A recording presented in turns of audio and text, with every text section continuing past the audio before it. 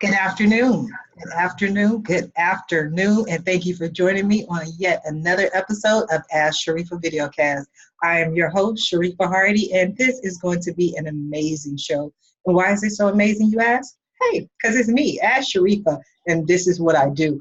But I also have an amazing guest for you today, and I'm sure you're going to love her because I do. I love when I have my friends on the show, people I know in person, people I've spent time talking to, and I just want to share all of my friends with all of you. So if you're coming in to watch the live show now, if you have any questions, have any comments, please ask those questions or comments in the comment section. I'll be sure to read them to our guests. And while you're at it, go ahead and share this video because friends don't let friends miss out on Ask Sharifah. So today's guest she does custom home and office organization, Miss Allison Almond. Good afternoon, Allison. How are you? I am doing great today. Thanks for having me on. Oh, you are so welcome. It's a pleasure. I always love your energy. I love your positive fire. You look amazing. But I want to talk about what you do. Can you give us a little bit of background about what you do and the services you offer? Well, being a home organizer, I also kind of double as a home therapist, helping people sort through their lives so that they can efficiently live in an uncluttered life, whether it's in their brain as we sort through memories, or they're gearing up for the next chapter of their life, if they have a new baby coming or they want to start a home business and they need a create a home office space. A lot of people are just overwhelmed with the task, so they put it off and put it off and put it off. So usually I come on board to help with that transition, where I work with them to sort through and go to the next level, and then I keep them on task and work with them side by side to organize the area needed to, and remind them of the goal and why we're there and how we need to stay on topic and on task. And then at the end of the day, or sometimes a couple of days, depending on the project size, the goal is completed. And that is just, it's such a good feeling on my end too, because I helped them on their journey to finish the project. Wow.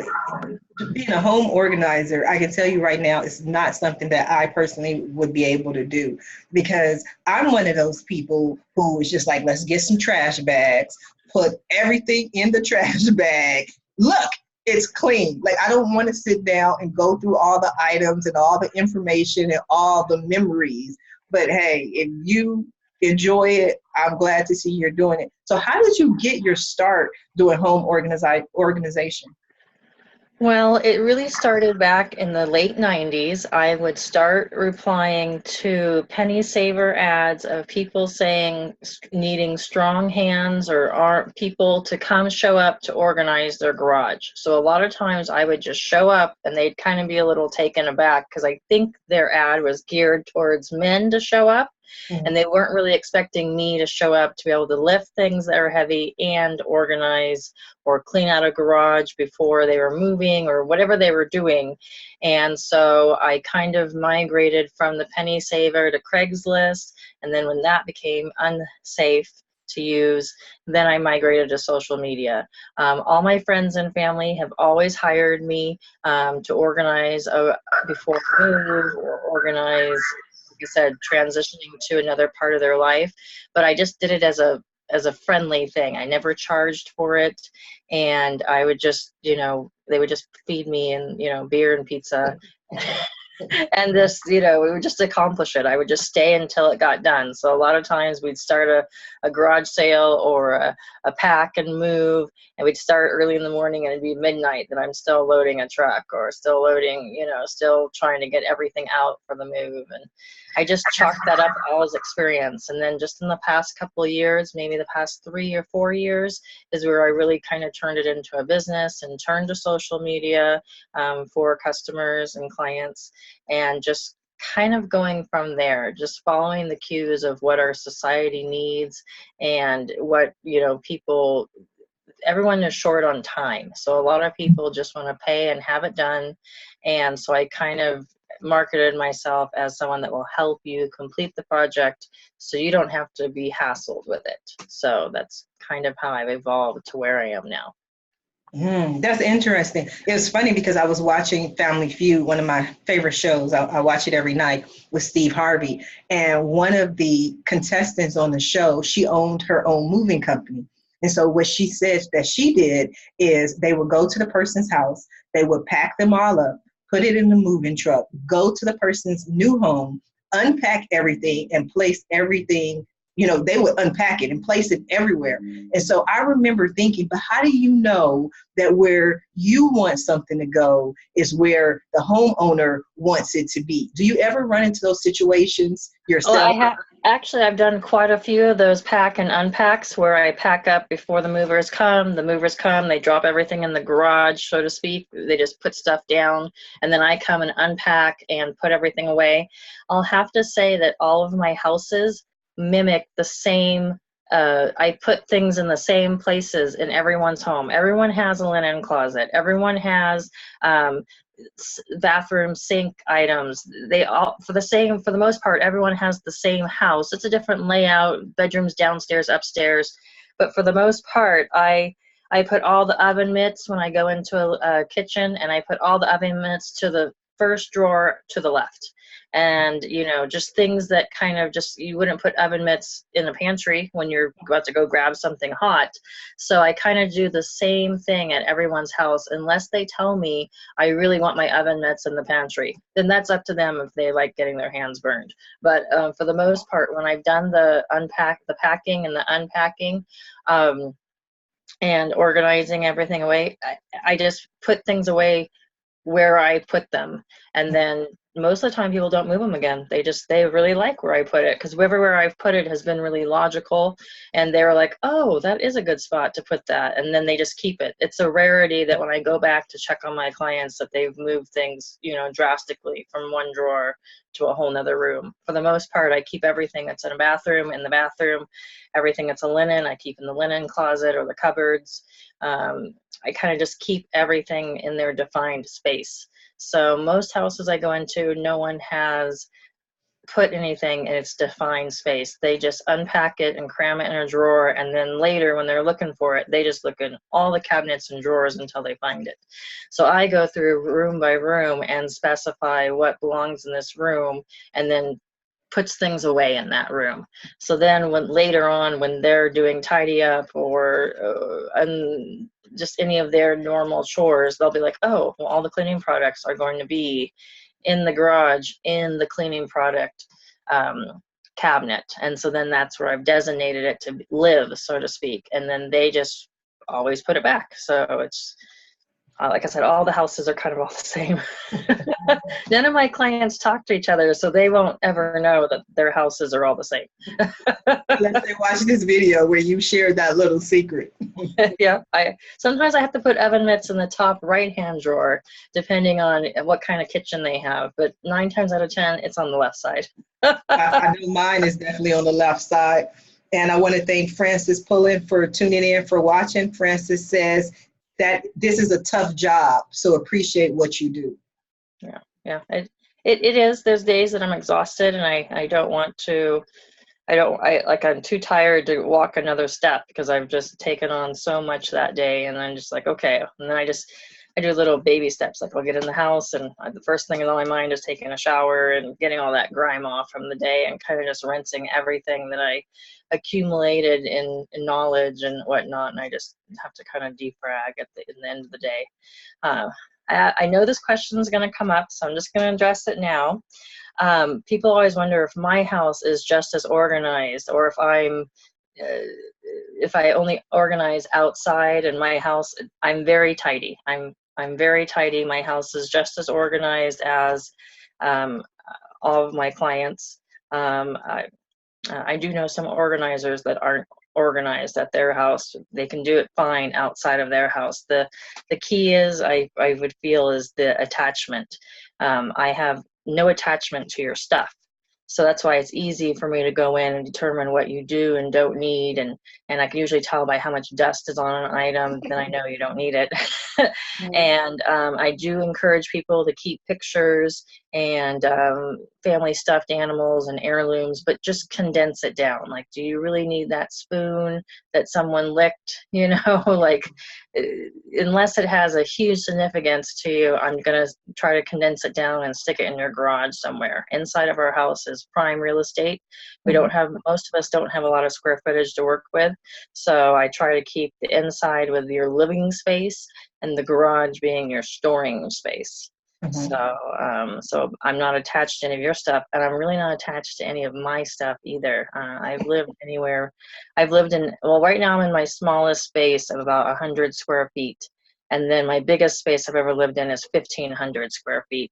So I always, every time I move, I purge down to the basics and pretty much get rid of everything. And then I move into my next space. And then once I've settled in, then I go straight to a consignment store like a Goodwill or Salvation Army. And then I buy whatever appliances or furniture I think I need for that living space. And then once I move, I purge down to the bones and then move to the next space and do it all over again. I'm actually anticipating my next move in the next 2 weeks, and it'll be my 29th move in 25. Wow, where are you moving to? I'm hoping to stay in Fullerton. We will see. It has to do with the market and what I qualify for. But the next space is bigger, significantly bigger. I think it's about like 700 square feet. So I'm actually excited to get like a dining room table and a few other things that I've had to get rid of in my current space. It sounds exciting. I was just personally hoping you'd say Long Beach. Come out here to Long Beach, hang out with us. The issue is commuting to my daughter's school. I do not like a long commute. I don't either. So I try to be as close to home base as possible and then go from there. But I do service Long Beach. I go to Inland Empire too. I have a client out in Corona and Ontario. I've been out to Belmont Shores. I've also been out to El Segundo. And then all of Orange County is my primary thing. But it's not to say I wouldn't. The issue is the drive time. If I have to drive 2 hours to get to you and then work 6 hours and then drive back, it's just a lot on me to do all that driving. So I can imagine. Well, you're answering questions before I have a chance to ask them. I think that's wonderful because that was one of my questions. What areas do you serve? So again, if you're just now tuning in, we are speaking with Allison Almond about home and office organization, and she's given us a lot of information. So Allison, I did definitely want to ask you this. How are you able to separate people from things that you know beyond a shadow of a doubt that they need to let go of? Now, I'm going to give you an example. When I got married and I moved into my husband's house, and he had been there for years, and I really tried to convince him that he was a hoarder because he just had so much stuff. He'd come in from work, put stuff down. He never got rid of anything. And for the most part, he won. Like, he was like, I'm keeping this, I'm keeping that. But there was one area where I just put my foot down and I said, no, this has to go. And it was a closet that we needed, because it was more people moving in and we needed this closet. And in this closet, it was stacks of printed yellow pages. Back in the day, everybody had to get the yellow pages. And so it was just, and I'm like, we are getting rid of these. And he's like, no, we're keeping those. I need those. The information doesn't change that much. And I said, okay, but you're proving my point. If the information doesn't change that much, why not just keep the most recent yellow page? Right, get rid of the staff. Yes. I mean, do you run into those instances? I do, and a lot of the times I have to bring up their reason as to why they brought me on board. Like I run into it mostly in the clothes department where people feel they're going to lose 10 more pounds and then they're going to fit into that really snazzy outfit from the 80s. And granted, clothes do come back in style, but I have found that when they come back in style, the newer updated version came back. I'm not really seeing a lot of bell bottoms that people kept from the 70s is coming back. Usually it's a different pattern or material or any way to, you know that that's a 2019 bell bottom and not a 1979 bell bottom. But for the most part, I have to just remind them why we're there and what their goal is. And if we don't get rid of this XYZ item, then we're not gonna, I can't call the job complete. So usually, like for the phone books, if they want to keep every single one of them, then I just say, okay, great, we're going to keep them. So I box them up, I put them in banker boxes or big giant tubs, and I go, just so you know, you're going to lose the opportunity to park in your garage anymore, because now we have to put these books in your garage.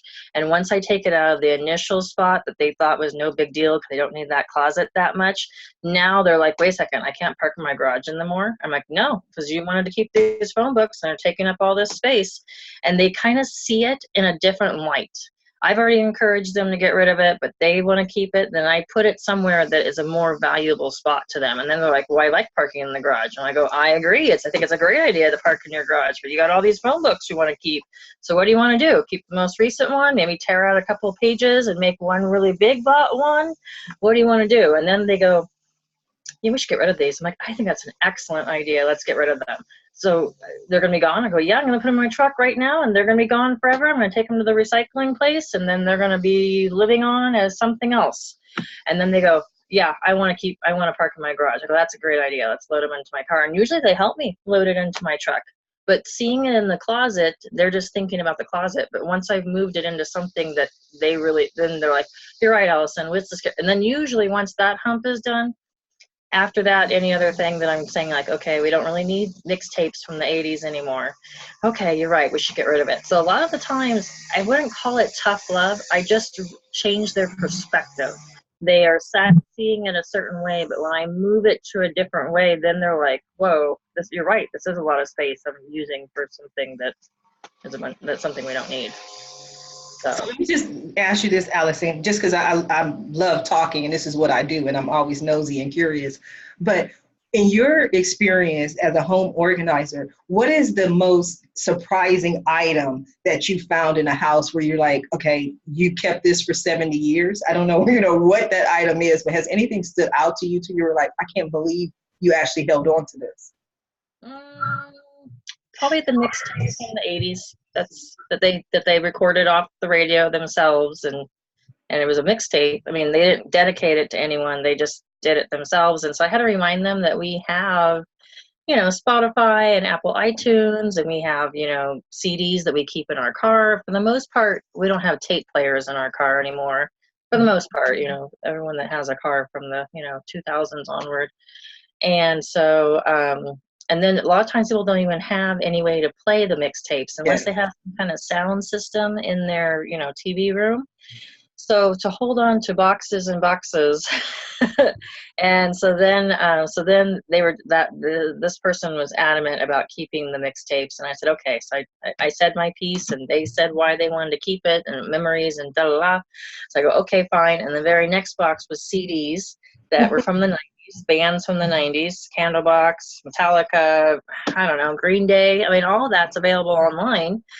And the CDs were kind of an easier thing to keep because we do have CD players in our car. We do have, we could stick it in our DVD player and it'll play CDs. So anyways, I said, okay, well, here's your thing. You could either keep these CDs from the 90s or keep those mixtapes from the 80s. It's one or the other. They opted to keep the mixtapes and get rid of the CDs. So that and as far as I know, they still have them to this day. I was like those old VHS tapes. I actually know someone who has almost a bookshelf full of, like a huge bookshelf full of VHS tapes and no player. Nothing. They're like, oh, I've been saving them. I've been keeping them. I've been buying them for years. This is my collection. People, hoarders, and not that all these people are hoarders, but they tend to use verbiage to make it okay, like collection. Well, this is not a collection. You know what I mean? You're not about to sell it on eBay. So this is where my alternative, I don't know if they're guilt trips, but I kind of be like, wow, I know a children's hospital that would love to get all those VHSs because those kids watch VHS movies while they're in the hospital for whatever reason. Why don't we just box them up and I'll take a picture as I walk into a children's hospital showing that they're going to a good cause. They would love your collection. So I've kind of touched on the key point that they have this awesome collection and that, you know, it is awesome, but they have a player and they're kids and they're in the hospital. Right. It would do them so much good, and then we can use that real estate of bookshelf for something else. 9 times out of 10, once they go, oh, you'll take it to a children's hospital? I go, yeah, pick the hospital. I'll go deliver today. And then they're like, oh, okay, let's box them up. Let's do this. And I'm like, okay. Same thing with wedding dresses. A lot of people hold on to wedding dresses. They don't know what to do with them. They don't know if they doubt they're going to pass it on to their daughters or anyone in their family. Sometimes they have them boxed up from the dry cleaners. There's a lady out in, I want to say Corona, Norco area. She's a seamstress. She actually takes the wedding gowns and cuts them up, and it's an angel gown program where when young children or babies die, they need a gown to be buried in. And so there's quite a few seamstresses across the U.S. They belong to a network that I just happen to know the local gal. And so I give her the wedding dress, and then she cuts it up for a future use. And so I get pretty much 9 times out of 10, my client is handing me their wedding dress. Please take my wedding dress. I want it to help others. So a lot of people are out there to help other people. So as soon as I can find almost like their currency of who they want to help or whatnot, then they're all over it. They're like, oh, I'll give my collection to this person. Oh, they can have my wedding dress. Oh, I can give this away to this person. Donating it has great, it's in itself, it has its own great, you know, things that it helps, but giving it to something outside of a consignment store, people are all over it. And the other thing is I take it as part of my services included. So it's not another thing for them to do, because if they wanted to do it, they could have done it all this time before I even came around. And then, so with me doing it, I just drop it off and it's done. Usually the same.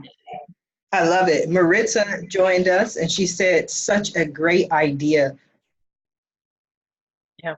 So that's, I mean, and when I go through the consultation with my clients, I do a free 30-minute consultation. They show me everything in their house that they don't like. They tell me what's the priority thing that needs to be organized versus someday down the road. And then that's when I ask them, well, is it okay if we donate it to this? Is it okay if we do this? What do you think about that? And that just gets their wheels turning, like, wow, this is a different home organizer. I'm not coming there for tough love. I'm not going to bag up all their stuff and tell them that, you know, all their prized possessions is crap by putting them in a bag and get rid of them. It's more like, who can we help? How can we get rid of it? And how do we get to the end goal? So that's kind of, I've noticed my more softer approach has won a lot of people over, that, you know, that I'm validating them that they did a great job keeping that collection clean and organized and, you know, ready to go. Now we can donate it and give it to children that want to watch movies while they're, you know, recovering from their broken leg or, you know, whatever they're there for. So it really, and I think because I take it versus them, it's just one less thing for them to do. What in fact, I didn't always used to take stuff. People that wanted to donate themselves, I let them. But the problem that I would hear back from them when I would check 2 and 3 weeks later, hey, did you donate all those things? Oh yeah, I put them in the back of my car, and then I drove it around for 2 weeks, and then I needed the trunk space, so I dumped it back in my garage, and you need to come over and pick it up. So now I just do it the same day. The same day we load up all the donations, everything, and then I drop them off at all the different places that we've pre-discussed that I would take them. So. Wow. I love the softer approach. I love the donation idea. I mean, who would say no to giving to children in a hospital? Yeah. So, and it just works. And if they want us, I do also get a lot of requests for people wanting me to donate to Orange County Rescue Mission, which is also a Village of Hope. It's a women's and children's shelter based out of Tustin. And they, so they're a shelter for the women and children. So everything you donate goes straight to their exact situation. But they also have a retail store for whatever isn't needed or whatnot. So, and then all the money after selling goes back into their Village of Hope event organization. So for that, I don't always take the same day. I usually take it home and just stick it in my garage. And then once I have a big enough donation, then I do it. The problem is let's say I'm in Laguna Niguel and someone wants me to go to Tustin to donate. That's too much time the same day. So usually I try to find some place close to Laguna Niguel that I can donate to a Goodwill, Salvation Army, any other shelter right in that area. And then things they say, well, I really want all the baby stuff to go to Village of Hope. I go, great. So I'll kind of pull that off to the side in my truck and do all the donating to the first places, and then take home or on the way home stop by Village of Hope and then do it that way. Because when I'm dropping off to donate, that's part of my time that I'm charging them for in the whole day.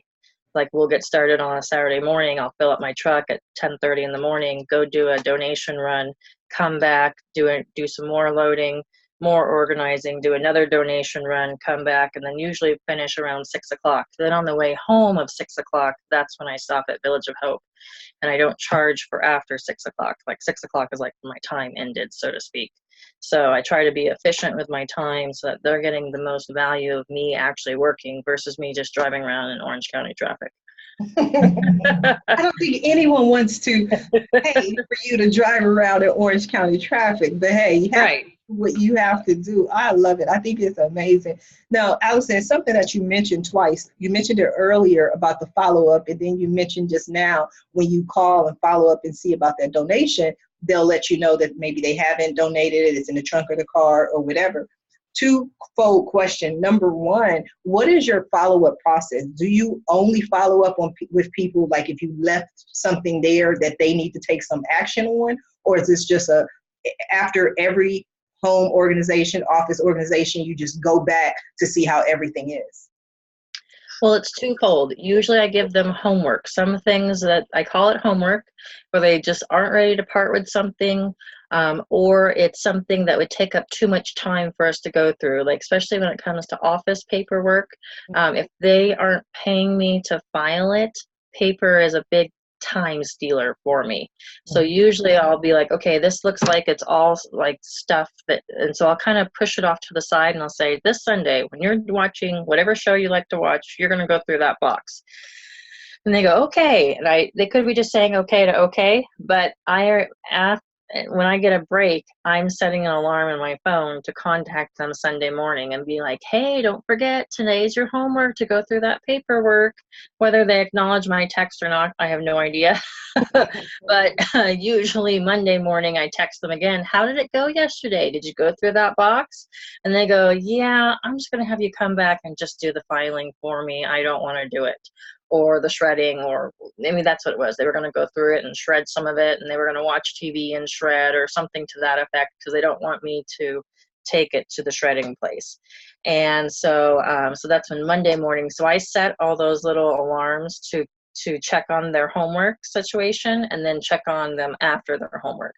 And then about every, I want to say 2 to 3 months, I send a text message saying, hey, I'm available for my calendar. June is a good month to hire me to purge out all the stuff your kids brought home from school all year. And I kind of just give them little tidbits of what are good things for me to come back and do. So usually that's when they go, oh yeah, you need to come again. This room is out of disaster, or everything's going great. We probably won't need you till the end of summer. We're doing a bunch of holiday stuff. So we won't, we're going on vacation. We won't need you until the beginning of September to get ready for the school year or something like that. They usually tell me, and then 2 or 3 months will go by and I just text everyone again, hey, it's the fall, this is a really good time to hire me to get ready for Halloween and Thanksgiving, and if you're having company over and your guest room isn't a guest room. So I kind of do that every couple of months, and that kind of just keeps me in contact with everyone. And then when I get back there and I go, so how's the garage working out for you, or how's this working out for you, they either say it's doing great, or yeah, we haven't kept it the way you had got it, can you just kind of fix it? So I go, yeah, I could spend 2 hours fixing your garage back to how it was a couple months ago. I think the thing I run into the most is I try not to do too much micro organizing, where I organize everything down to different color socks or whatever. I just throw socks all in a bin, you know, that's the end of it. Some people that like to match up all the socks and keep them all color coordinated, most of my customers aren't that articulate in their day-to-day life. So I'm not going to micro organize their garage or their kitchen because they're not going to keep it up the same way I would. So a lot of times I don't micro organize, I macro organize. So sometimes when I come back, even the macro hasn't been done, and I can kind of do that too. It just depends. Some of my clients are good. They don't even respond to any of my text messages other than saying they're good. And so then they don't need me to come back. So every now and then I get pictures of, this is how we've kept it up. Thanks for coming over a couple months ago. I get a few of those. It's kind of like when teachers have their students check in with them a couple of years later, that feeling. Wow, I love it. I actually love your follow-up ability. I might, that might be one of your new services. I might need to hire you to do follow-up because I am horrible with follow-up in every aspect of my business. I never follow up on leads or conversations. It's just like, we had a conversation, they're interested, they'll call me. I've had people that I've reached out to be guests on the show, and they'll say, it's June now, this is my busy month, or it's very slow for me, I'm going on vacation, but contact me in October and I would love to be a guest. After that initial email or that initial conversation, I have absolutely no follow-up. How easy is it for you, or what type of processes do you put in place to make sure you follow up? I know you said the text messages, but do you use a program? Do you add all your alerts in manually? What do you do? Well, there is an app called Schedule. Let me look real quick. It's an app called, nope. So while Allison is getting that app, if you are just now tuning in, I'm learning a lot about home and office organization, how to follow up, a lot of information for Allison. If you have questions or comments, please feel free to ask your questions or comments in the comment section. You got it for us, Allison? I do. The app is called Scheduled, and I don't know if this will work. It's that red one right there. Yes, I can see it. Yes, it's beautiful. It's called Scheduled. I think it's $3.99 a month. Okay. And it will schedule your text messages for you. You can type up a message, and you can type up your two, like individually, or the only thing, I do them all individually because it will do a group text, and I know everyone hates group text. So you can pick your two, you can put what you're saying, and you can schedule when you're doing it. So some people, I know realtors use it, and they'll schedule it right before their next open house and just send it out to all of their customers and everything and let them know there's an open house. I do it to do my follow-up. And so, but I don't do the group chat feature. There is a group. If you select more than one person in your to box, it will do it all as a group chat. And I discovered that the wrong time the first time. Yes. And I was quickly hitting delete before people started replying, "Get me out of here." I can imagine. No, I might check into Schedule because, as a business owner, entrepreneur, follow-up is something I definitely need to do. I actually have a friend of mine who's a beautician. He does hair, and he's the best, just like you, at follow-up because he knows everyone gets their hair done roughly every 2 weeks. And so a week and a half after he's done your hair, you get that call, "Hey, boo, how you doing?" And I'm like, you want me to make my next appointment. I would always say, I need to incorporate that into what I'm doing because he doesn't call and say, "You haven't scheduled your appointment." He doesn't call and say, "When are you coming to the shop?" It's just like, "I'm just checking on you, see how you doing." And I'm like, okay, I'll be in there on Saturday to get my hair done. And the other app I use is just my Google Calendar. In my Google Calendar, when I, set up where I'm going and whatnot, I just go back to it and review my calendar and be like, "Oh, I went to this person on Saturday. Oh yeah, they want me to do this. I need to check in on that." So I remember all of my clients and what their needs are.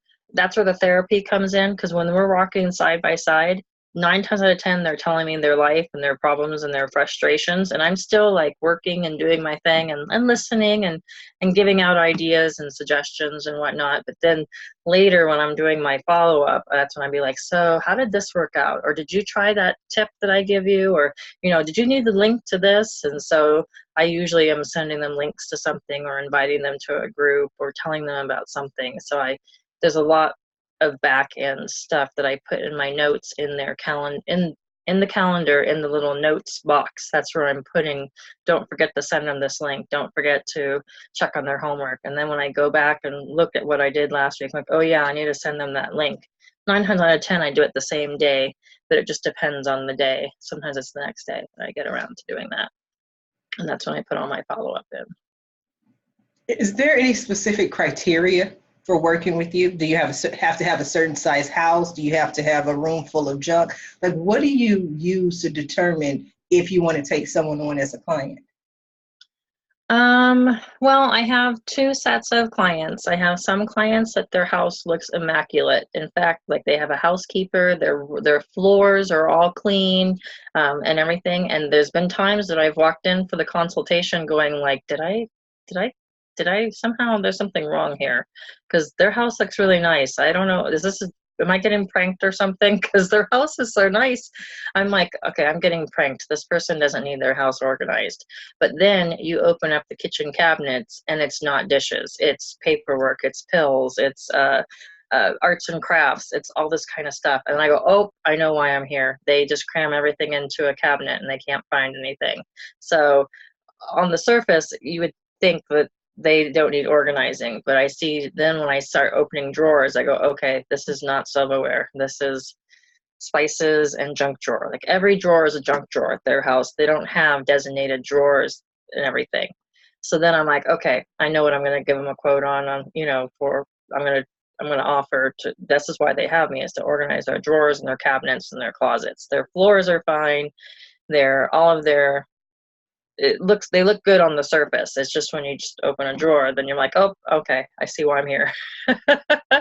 And those are a little easier in the sense that I always try to break up my projection of estimate of time, where I can be like, okay, this kitchen is 2 hours, and that pantry is 2 hours, and your master closet is 4 hours, and your kids playroom is 4 hours, and I can pretty much just walk in the room and tell them, okay, this is going to be 4 hours. So with being $40 an hour, they're doing the mental budget of, can I afford to have this lady over?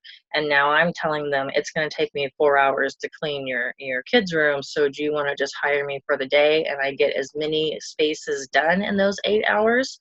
Or do you just want me to have me over for 4 hours and then I come back next week for 4 hours and I come back the next week for 4 hours? So it works with their budget, and then it tells them how long it's going to take. I do know a lot of my competitors do like a square footage price. The problem is that I have found with that is when you walk into a house that just needs their cabinets and drawers organized, how many square feet is that? Would you take the square foot of the kitchen? Because you're not really moving anything around in the kitchen. You're not telling them to buy a new stove. You're just opening up their drawers and sorting and organizing and purging. So for me, I can just open the drawers and see that they're all junk drawers and go, okay, this is what I need to bring. This is how much time it's going to take. And when do you want me to come back? I'm available next Tuesday from noon to 4, and we can do this in your pantry in the 4 hours. And they just seem to really like that I can just give them a defined time of how long it's going to take me. There have been a few instances where I finish early and I just tackle the next project on our list and maybe stay for 5 hours because I started a third location. And then there's been other times that we get started and I open up something and I go, oh no, this is going to take more than 2 hours. So I usually, as soon as I see that, I stop. I go over to them. I go, now that I see this one space that I didn't see during our consultation, I could tell you right now, I'm going to be here more like 3.5 hours. Do you want me to continue? Or should I just pack up and leave and I come back another day? And I kind of put it back in their court so they don't feel pressured to make me stay for the 3.5 hours. And they'll be like, well, I have problems where I need to pick up my kid and, can I trust you in my house alone? Or no, I need you to leave, and we reschedule. So I have a feeling that just works out for them, that I'm just that honest, or I just realize, oh my gosh, I'm not going to finish this in 2 hours like I said I would. So putting it back with them with how they want to proceed versus I'm going to stay and you're going to pay me, and that kind of a mentality. It's really been like, okay, well, I'm just going to pick up my kid at daycare. I'll be back in 20 minutes. Do you need anything? I go, nope, I'm just going to be working on this the whole time. And then they leave and come back, and then I stay, I'm done at pretty much 3.5 hours. And I do all the cleanup, everything too. Like the 3.5 hours is like, it isn't like I organize for 3.5 hours and then I need another half hour to clean up and pack up my truck. I literally am at 3.5 hours going, okay, I'm done. What do you think? The truck's already packed up. Everything's cleaned up and tidied up. All the trash has already been put in the trash. I'm done. And then they're like, oh, wow, okay, you're done. Like I must be the only person that works like this, because they're always surprised that my estimate is pretty right on, and I really am done in that 3.5 time versus cleanup. I include cleanup in that time frame somehow. And it's like a natural clock inside my body. Kind of eerie. You just know what goes where. I love it. It's very interesting, and surprisingly, not that I thought it would be boring. It seems a lot more interesting than I initially thought it would be. Now, you mentioned the home and office organization. For any of our viewers who are listening, what are all the services that you offer? What can you come in and do? I don't know. There's a lot. There's a long list on that one. There's a lot of, I guess, unadvertised services. Because home and office organization is so broad, I wanted to, I guess, in a sense, leave it vague so that people wouldn't. So I always think of that part in Robin in that movie. It's where Robin Williams plays the housekeeper, and Doubtfire. yes, and where Sally Field is interviewing the other housekeeper nanny, and she goes, I don't wash windows, I don't do this, I don't do that. I don't ever want to be that lady. So when people say, hey, I have a home office, and I don't have a filing system set up. I just throw things in my inbox and just look through it all the time. Like, can you do that? Can you set up a filing system for me? And so I usually go, well, do you want it to be like by vendor or by this? Like, what parameters? They go, I just want to, if I want to look at my previous, gas bills for the past year, just to see overall, what I'm paying, I just want to be able to go to it. And I go, okay. So I organize it by vendor and then by year, and anything in the previous years I actually put them by vendor too and stick them in a banking box and everything. And so some people don't have any filing system in hand. Other times people have filed once when they initially set it up, and then they just stuck everything in an inbox and didn't file it away. So then I come in and I file it away. And then I usually, when I'm filing too, I get rid of the extra papers. Like when you get your Edison bill, you have the bill and you have like tips on how to save money. And then you have some other paper on the back. I get rid of those too and just keep the bill. I just kind of thin it out a little bit. And usually when I put even things in files, I put the most recent in the front and then all the previous months behind it. So that way they could open it up and, see their last months and see the previous months. When I do any kind of office setup where, just most people just, when they work for corporate America, they show up to their first day of work, their desk is already set up 9 times out of 10. Then when they go switch to a home office, they don't have anything set up. They just throw things together and, sit on a stool, and everything's in piles and there's no rhyme or reason. They don't have their gas receipts sorted. They don't have their restaurant receipts sorted.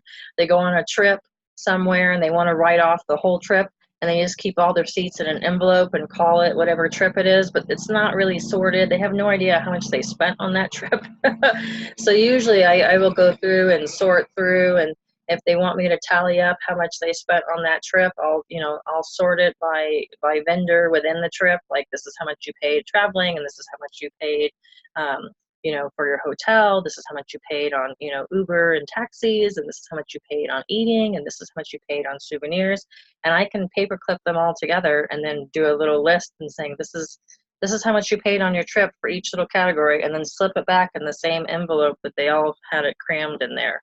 It kind of just depends on what they want me to do. 9 times out of 10, I'm just filing. It's a rarity that I have to do any kind of adding up or anything, but it has come up, especially for trips, that I've had to do that. I know Okay. you do like things with Christmas lights as well. Like you come in and get all the Christmas ornaments and everything Yeah. taken care of. I'd have to say Christmas is probably my favorite season. People will ask me to decorate their tree. Some people have their tree out in their garage, and some will get it delivered by a service and then just have it there. And then I'll grab everything from the garage, and this is kind of my favorite thing to do. I actually grab everything Christmas that they have in their garage or their attic or their closets, and I literally make it kind of throw up Christmas in their house, where I just get everything up. I put the music on, and they're 9 times out of 10 not even home. So I just put it all up everywhere. The mantle, the living room, the bathroom, the kids' room. If they have more than one fake tree and they have quite a bit of ornaments, each kid will get a tree in their room. Wow. Just so I could use up everything that they have. So usually, once we're done, and as I'm putting it up, I see if anything is broken or torn or, you know, looking like it's been through too many Christmases. And then usually when I'm like, okay, I'm done. And they're like, oh my gosh, it threw up Christmas in my house. And I go, so we have a little bit of problem. And they're like, there's a problem? And I go, yes, this is leftover. What do we do with it? This is leftover? I'm like, yeah, every time you buy stuff on clearance and you're going to use it later, I have decorated your house from the front door to the back door, from the ground to the up. And this is still left over. Can we please donate it? Please donate it. And so the great thing about it is once I come back to take everything Christmas down, I organize it. Like I'll put everything from the mantle into its own container, and I'll label, you know, Christmas mantle items. And then everything that was in the family room or the kids' room, and quite a few times as I'm breaking it down, they'll be like, you know what? Each kid didn't need their own tree. And I go, well, the only reason why they got their own tree is because you had so many ornaments. So if you don't want your kids having a tree in their room, then we don't need that tree or any of those ornaments. And they go, you're right. We should just keep Christmas in the, they tell me what rooms they want to keep Christmas in, which means all the other rooms that Christmas is in, I get to get rid of, and I get to donate it. And then we have more space in their garage because we went from like 28 boxes of Christmas down to like 6. Yes, I love it. It sounds wonderful. It sounds interesting. Now, Allison, we are coming down to the last few minutes of the show, and what I like so to much do, more to say. I'm about to give you an opportunity to share some more at the last few minutes of the show. I like to give my guests the opportunity to speak directly to our listeners and let them know what you want them to take away from your interview, and go ahead and give them your website address or the best way to contact you. Okay, so the best way to contact me is through my website at www.allison, ALLISON, almond, ALMOND.com. I'm all over social media. You'll see the same picture and the same username for everything as Allison Almond on Instagram, Allison Almond on Pinterest. Allison Almond on Twitter. It's all the same. So I try to brand, and so you always see my picture, and you'll see pretty much the same content. I'm biased, but I feel like I'm the best organizer out there because I just feel I take so much time to care about my clients and to care about their individual problem. And not every home is the same. People have different needs, and they have different things that they want to hold on to. And I feel that I'm very gentle and respectful and kind of going on their hurts and their hang-ups, and and how they are attached to certain things. And there have been times where someone just doesn't want to get rid of something, and I go, fine, in 6 months when I come back, we'll re-talk about that. It's too painful for them. It belonged to their mom. It belonged to their child that passed away. I don't want to get rid of those things. I want to keep them. I just don't know if you need 30 boxes of your mom's clothes and you're not even her size. I would rather turn all the favorite shirts that you had of your mom or of your dad and turn it into a blanket than to have you have 30 boxes in your garage because it's too painful to go through. So, and I can go with you and we can pick out the best ties or the best t-shirts, and I will give it to a trusted person to make a blanket for you. So then you have a nice blanket as a memory of that family member. And I just feel that with those options, it isn't we get rid of everything and tough love. I just said that's on me. So besides organizing kitchens and garages and kids' toys, I've cleaned out many storage units. I also do pet sitting, where I can stay with your pet and give them meds and walk them and talk to them. I also do house sitting. I take in water your plants and everything. I also do just pretty much anything organized. I also do party helper, where the day of your party, I will be there from dawn to dusk or later, setting up, tear down, fill up ice, go buy more alcohol. Someone's throwing up and I'm helping them and driving people home and tearing down tables. I'm just such a dedicated, loyal person to helping other people. Is that good? Wow. That was wonderful. I'm writing down notes. Like, okay, she can do this. I'm going to call Allison. I'm about to throw a party and have all these people just so you can help me put it together. I love that. With the party part, well, with the party part, I want you to be the guest. I don't want you stuck in the kitchen having to figure out more chips or more salsa or cut up more apples or any of that kind of stuff. I pretty much shoo you out of your own kitchen and I take care of it. And I refresh the bathrooms, and I run out and buy more ice, and you are the guest. The only time I'm going to bug you is be like, hey, so-and-so is leaving. Do you want me to take a picture with you? And then they're like, oh, yeah, okay, take a picture. So I do a lot of weddings the day of. I do a lot of, I did a Sweet 16 in a venue. I was there from 11 a.m. to 11 a.m. to the next morning, 2 a.m. I've done a lot of parties, baby showers. Those are a lot. I do a lot of parties. I wouldn't call myself a coordinator, although I have a ton of experience. I'm more of the day of the party. I mean, I can coordinate. You can go over the menu with me and that kind of stuff. But I'm more anxious that you be the guest and I run the party. No, I love it. I need someone like that around for so many different occasions. Maybe when I get married again, I'll call you. I don't have anything in my house, so there's nothing to organize. My mother was a collector, and she had china cabinets with a lot of angels and knickknacks. And so my job as a child was the official duster. So every Saturday morning, I had to go in and dust. Not just the cabinets, each and every item, pick it up, dust it off, dust a little circle under it. And so I said, when I get my house, when I'm grown up, we all do that. When I I said, I'm not having one knickknack. And so if you look at my house, even I remember Scott comes over, he's like, why isn't there anything in your house? I'm like, cause then I have to dust it. I don't want to dust it. So there's no knickknacks. So I love it. You are amazing. I want to thank you for being a guest on today's episode of Ask Sharifah Videocast. Okay. Thanks for having me. You are so funny. I just love you. You are welcome. I want to thank everyone, Francis, Maritza, Maisha, everyone else who tuned in to watch today's show. Please go ahead and share this interview. Please go to AllisonAlmond.com, AllisonAlmond.com, and just call Allison. She might be able to help you with a special project that you didn't have anyone else to ask. So call Allison, ask Allison. That's going to be my new thing. Ask Allison. I'm sure she can help you. So thank you for everyone who's watching in the archives.